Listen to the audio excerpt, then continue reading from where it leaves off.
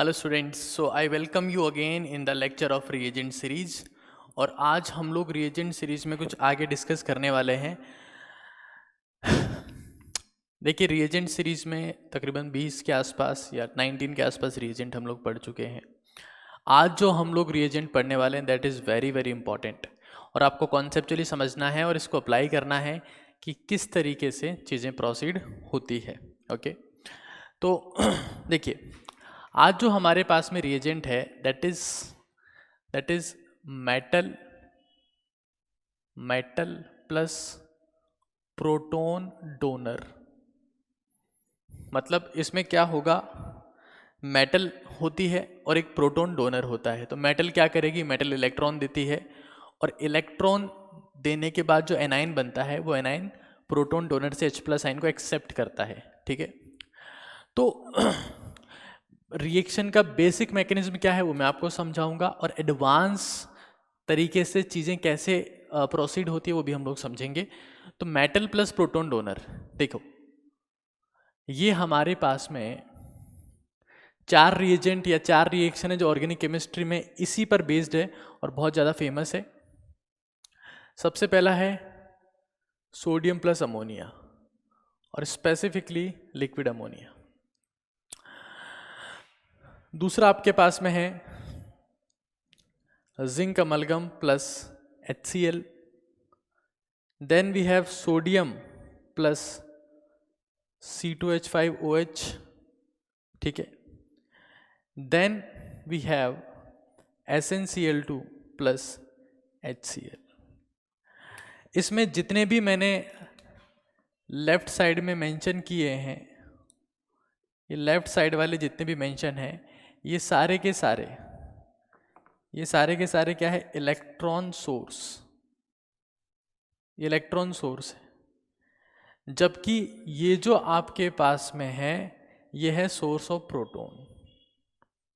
Source of proton. अब important बात ये है कि मेटल प्लस प्रोटॉन डोनर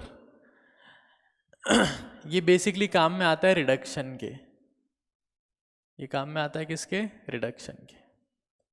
ठीक है, अगर आपके पास में मेटल, ध्यान रखना, अगर आपके पास में मेटल से एक इलेक्ट्रॉन आता है और प्रोटॉन डोनर से एक H+ आता है, तो एट द एंड आपको क्या मिला, H डॉट। तो H डॉट क्या करता है, सामने वाले को रिड्यूस करता है। अपने को फाइनल इम्पैक्ट भी देखना है कि फाइनल इम्पैक्ट क्या आ रहा है। ऐसे मान लो मेटल से आपके पास में 2 इलेक्ट्रॉन आए, क्योंकि मेटल हो सकता है 1 इलेक्ट्रॉन दे। जैसे यहाँ पर आपने देखा, यहाँ दोनों जगह सोडियम है, 1 इलेक्ट्रॉन आएगा। यहाँ पर जिंक अमलगम है, ये पता है ना अपने को, सोडियम कितने इलेक्ट्रॉन देंगे, ओनली 1 इलेक्ट्रॉन। यहाँ पर कितने इलेक्ट्रॉन आएंगे, 2 इलेक्ट्रॉन। यहाँ पर कितना इलेक्ट्रॉन आएगा, 1 इलेक्ट्रॉन। यहाँ पर कितना इलेक्ट्रॉन आएगा, 2 इलेक्ट्रॉन। क्योंकि Sn है, Sn जो है अभी +2 में है, और +2 से किस में जा सकता है, +4 में। तो उस प्रोसेस में कितने इलेक्ट्रॉन बाहर निकालेगा, 2 इलेक्ट्रॉन बाहर निकालेगा। ठीक है, तो अगर 2 इलेक्ट्रॉन है और साथ में आपके पास में प्रोटॉन डोनर है, तो H+ में 2 इलेक्ट्रॉन जुड़ेंगे तो क्या बनेगा, H-। तो मेटल प्लस प्रोटॉन डोनर जो है they can be the source of H dot और they can be the source of H-। मतलब जो ओवरऑल इम्पैक्ट आएगा वो या तो H डॉट की फॉर्म में आएगा या H- की फॉर्म में आएगा। ठीक है, अच्छा आगे चलते हैं एक बार, कौन कौन सी रिएक्शन है ये, इन रिएक्शंस के नाम क्या हैं।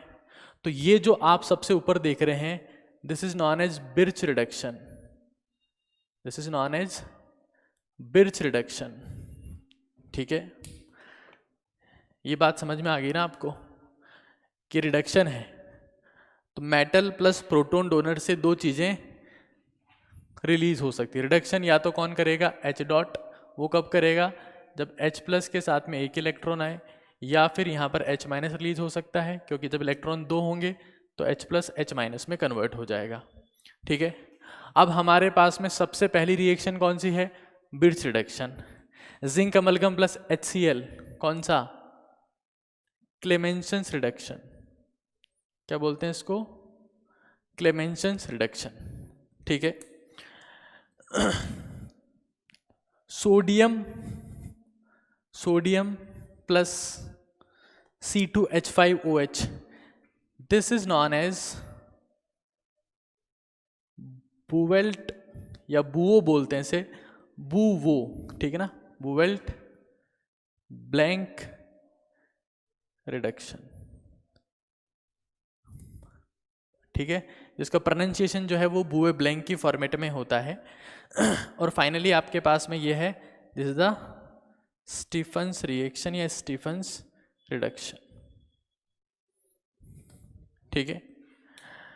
तो ये बेसिक बातें हैं जो आप लोगों को पता होनी चाहिए, ठीक है, इसके बारे में आपको आइडिया होना बहुत ज़रूरी है। ओके, तो क्या होगा इसमें, प्रोटॉन डोनर होगा जो H+ आयन दे रहा है, और मेटल पहले मेटल काम में आएगी, मेटल पहले लिखा है, पहले मेटल काम में आएगी इसमें, ठीक है। ओके, तो ये रिएक्शन तो दोनों जानी मानी है, ये भी हम लोग डिस्कस करेंगे, लेकिन आज का हमारा फोकस है बिट्स रिडक्शन, ठीक है। बिट्स रिडक्शन बेसिकली ये जो रिडक्शन है वो आज हम लोग डिस्कस करने वाले हैं। तो समझते हैं एक बार और कॉन्सेप्ट को अप्लाई करते हैं ताकि आपके लिए चीज़ें थोड़ी सिंप्लीफाइड हो सके। Okay, alright. तो मेटल प्लस प्रोटॉन डोनर जब भी होता है तो बेसिकली होता क्या है, उसमें एक इलेक्ट्रॉन अगर मेटल दे रही है तो H डॉट बनेगा, इलेक्ट्रॉन 2 आ रहे हैं मेटल से तो H माइनस बनेगा, तो वो H+ से कंबाइन करेगा उस केस में। ओके, चलिए, so today I am going to talk about the Birch reduction, जिसमें रिएजेंट होता है सोडियम और साथ में आपके पास में क्या होता है, अमोनिया, ठीक है। तो फॉर एग्जाम्पल ओवर हियर देखिए, बिट्स रिडक्शन जो है हमारे पास में 2 जगह काम में आता है। एक तो एल्काइन से ट्रांस एल्कीन के सिंथेसिस में, और एक हमारे पास में काम में आता है बेंजीन, जो बेंजीन है उससे साइक्लोहेक्स डाइईन बनाने में। मतलब ये 2 रिएक्शन आप लोग देखेंगे, those are pretty common reactions. एक तो ये जिसमें आप देख सकते हैं ये आपके पास में एक एल्काइन है, इसकी रिएक्शन आप करवाते हैं लिक्विड अमोनिया से जो एक प्रोटॉन का सोर्स है और सोडियम से, तो आपके पास में ये बनती है, एक ट्रांस एल्कीन बनती है। क्या बनती है आपके पास में, ट्रांस एल्कीन। और अगर आप रिएक्शन करवाते हैं किसके साथ में, बेंजीन के साथ में, किसकी रिएक्शन करवाते हैं, लिक्विड अमोनिया और सोडियम की, तो आपके पास में ये चीज बनती है, ठीक है, साइक्लोहेक्स डाइईन। अब दोनों ही चीज़ें जो है वो हम लोग डिस्कस करने वाले हैं और समझने वाले हैं कि किस तरीके से आपके पास में ये काम करता है। ओके, तो पहले एक बार हम लोग फर्स्ट रिएक्शन को समझते हैं, फिर सेकंड रिएक्शन के बारे में डिटेल में डिस्कस करेंगे, ठीक है। तो यहाँ देखिए एक बार, ये आपके पास में एक एल्काइन है जिसको आप कह सकते हैं ब्यूट 2 आयन, ठीक है। देखिएगा, अब समझिएगा।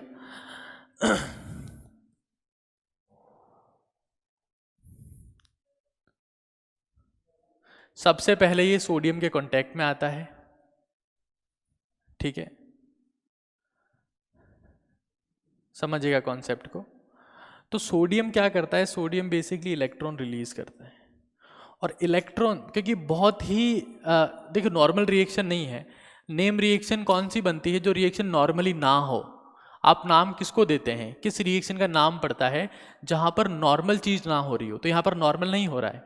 जो सोडियम मेटल है वो इलेक्ट्रॉन रिलीज कर रही है, एंड दोज इलेक्ट्रॉन्स, देखो नॉर्मली जो एल्काइन होती है वो alkyne gives electrophilic addition reaction, so even the alkynes are the source of electron, but in this reaction the alkynes are accepting the electrons from the metal. So that is very important thing here. What is happening, alkyne is not giving electron, it is accepting electron from sodium. So when these electrons comes over here, electron जब भी आएंगे तो common sense की बात है bond break होगा, जब भी इलेक्ट्रॉन्स सिस्टम में इलेक्ट्रॉन आ गए तो बॉन्ड क्या हो जाएगा, ब्रेक हो जाएगा. This is known as electromeric effect, right. तो अगर यहाँ बॉन्ड ब्रेक होता है तो यहाँ पर तो कॉमन सेंस की बात है, जैसे इलेक्ट्रॉन इधर आएंगे नेगेटिव चार्ज आ जाएगा, यहाँ पॉजिटिव चार्ज आया तो पॉजिटिव में अगर एक इलेक्ट्रॉन ट्रांसफर हुआ, जब भी आप पॉजिटिव चार्ज में एक इलेक्ट्रॉन ट्रांसफर करते हैं तो बनता है फ्री रेडिकल. और फ्री रेडिकल, कार्बन के ऊपर फ्री रेडिकल जो होता है वो भी इलेक्ट्रोफिलिक होता है. इसमें अगर आप एक और इलेक्ट्रॉन जोड़ते हैं तो आपके पास में बनता है एनाइन.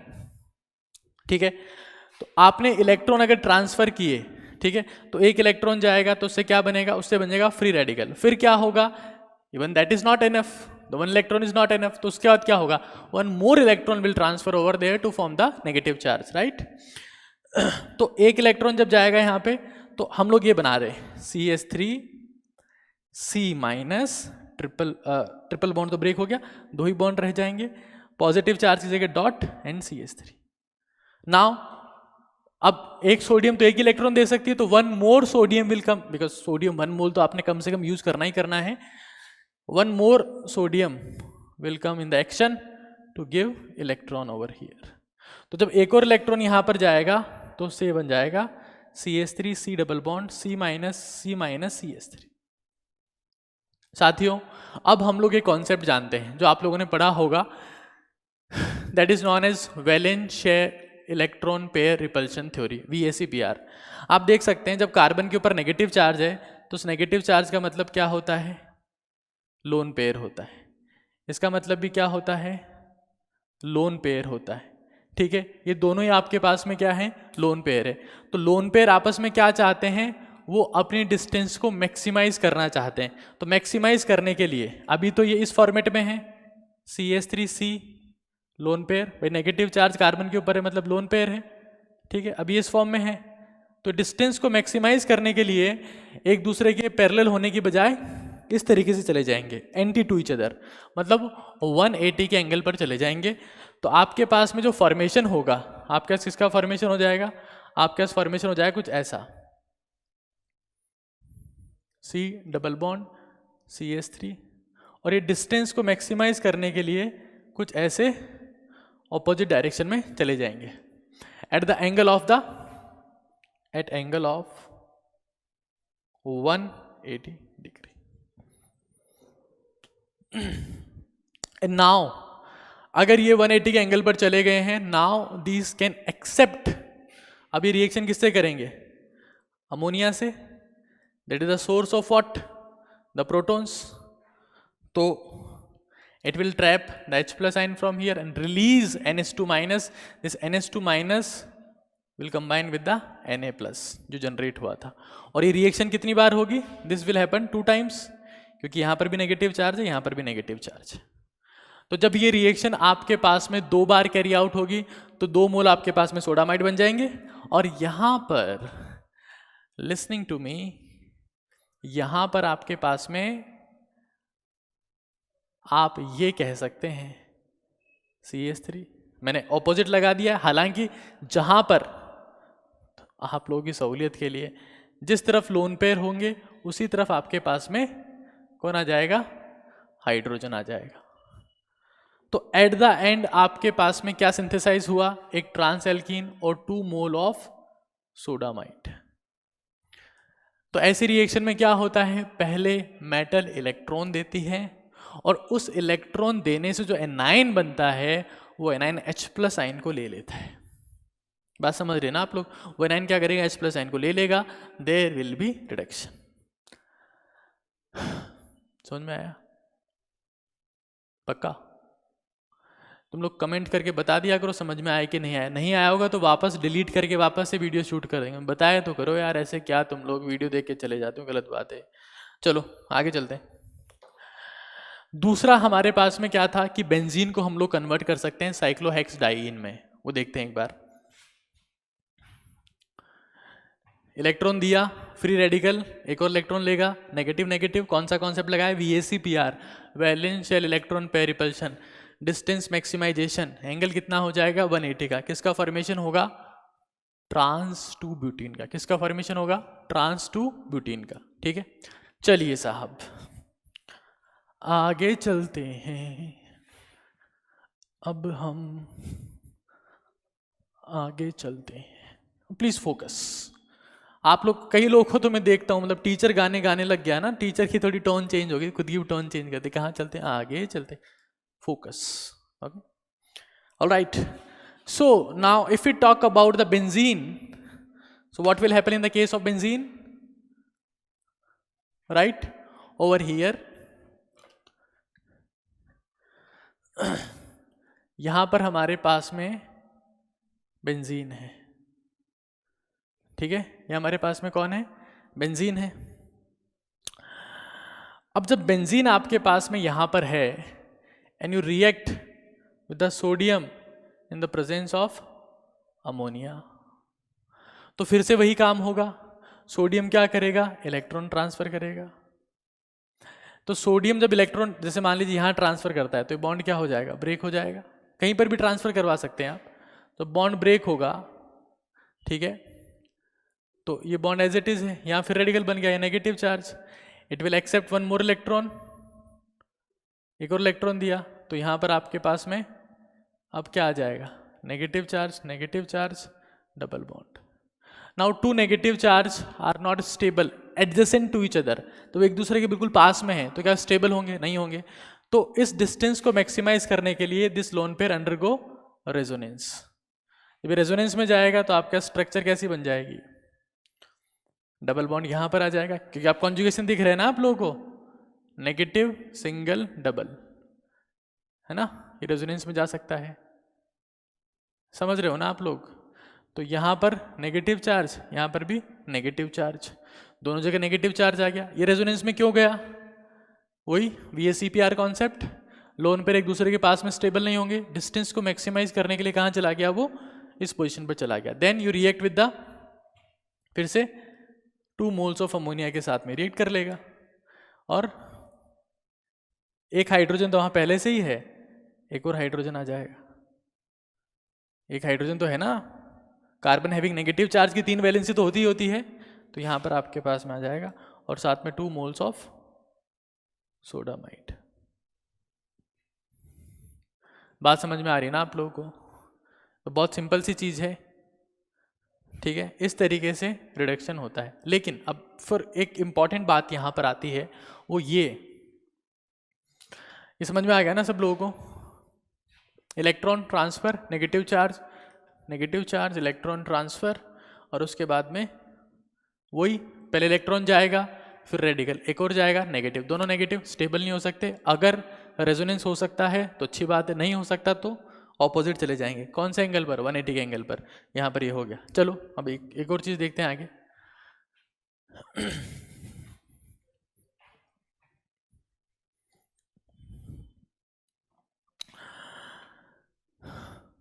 अगर मान लो यहां बेंजीन के साथ में एक ग्रुप है, और वो ग्रुप है इलेक्ट्रॉन डोनेटिंग, ठीक है, और यहां पर भी बेंजीन जो है उसके साथ में ग्रुप है, और वो ग्रुप है इलेक्ट्रॉन विड्रॉइंग।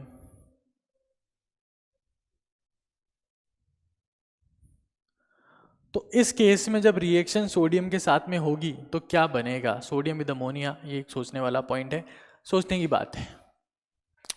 तो इस बात को हम लोग समझते हैं। देखो ये इलेक्ट्रॉन डोनेटिंग ग्रुप है ना, समझना, ये रहा सोडियम, ये रहा अमोनिया। अगर मान लो सोडियम की वजह से, है ना, सोडियम की वजह से इलेक्ट्रॉन आपने दिए, यहाँ नेगेटिव चार्ज लिया है, यहाँ पर भी लिया है, यहाँ ग्रुप एज इट इज। अब ये नेगेटिव चार्ज रेजोनेंस में चला गया, रेजोनेंस में गया तो ये बनेगा, यहाँ नेगेटिव, यहाँ डबल, यहाँ नेगेटिव, और ये नेगेटिव के जिस कार्बन पे नेगेटिव वहीं इलेक्ट्रॉन डोनेटिंग ग्रुप जुड़ा हुआ है। तो क्या आपको लगता है कि स्ट्रक्चर स्टेबल है, यस और नो? बिल्कुल नहीं। क्यों? क्योंकि नेगेटिव चार्ज को इलेक्ट्रॉन डोनेटिंग ग्रुप स्टेबलाइज नहीं होने देगा, तो ये रिएक्शन गलत है। तो फिर क्या ऑप्शन है, क्या हो सकता है? तो दूसरा अल्टरनेट पाथवे चूज करना पड़ेगा अब सोडियम को क्या करना पड़ेगा, इलेक्ट्रॉन यहां देने के बजाय यहां देने के बजाय अगर वो इलेक्ट्रॉन यहां ट्रांसफर करे तो सोचो सोचो, यहां ट्रांसफर करे तो यहां नेगेटिव, यहां ग्रुप है, ठीक है, यहां डबल बॉन्ड और यहां पर भी डबल बॉन्ड। अब अगर ये रेजोनेंस में जाए तो क्या होगा, ये स्ट्रक्चर बनेगी, यहां bond as it is, sorry, यहां बॉन्ड बनेगा, यहां नेगेटिव, यहां बॉन्ड एज इट इज जी। अब इलेक्ट्रॉन डोनेटिंग ग्रुप से दूर है नेगेटिव चार्ज, तो अगर मैं आपसे पूछता हूं कि इन दोनों में से कौन सरवाइव करेगा, तो ऊपर वाला सरवाइव नहीं करेगा, नीचे वाला सरवाइव करेगा। तो फाइनल प्रोडक्ट आपके पास में क्या बनेगा, कुछ ऐसा जी, यहाँ हाइड्रोजन हाइड्रोजन और यहाँ हाइड्रोजन हाइड्रोजन। तो इलेक्ट्रॉन डोनेटिंग ग्रुप के केस में ऐसा होता है। लेकिन अगर इलेक्ट्रॉन विड्रॉइंग ग्रुप है, मतलब इलेक्ट्रॉन खींचने वाला ग्रुप है, तो वो तो क्या चाहता है, वो तो चाहता है कि मेरे पास में यहाँ पर नेगेटिव चार्ज आए, मैं उसको सर्वाइव करवाऊंगा। तो उसकी रिएक्शन आप फिर से करवाते हैं किससे, सोडियम से, in the presence of the ammonia. Electron गए, यहां अगर नेगेटिव चार्ज आया और ये चाहता है खींचना, इलेक्ट्रॉन आने दो, कोई दिक्कत नहीं है। तो अब इस केस में क्या होगा कि इलेक्ट्रॉन अगर रेजोनेंस में जाता है तो ये बनेगा आपके पास में, 1 सेकेंड, नेगेटिव चार्ज, यहां ग्रुप, यहां बॉन्ड, यहां बॉन्ड, यहां नेगेटिव चार्ज।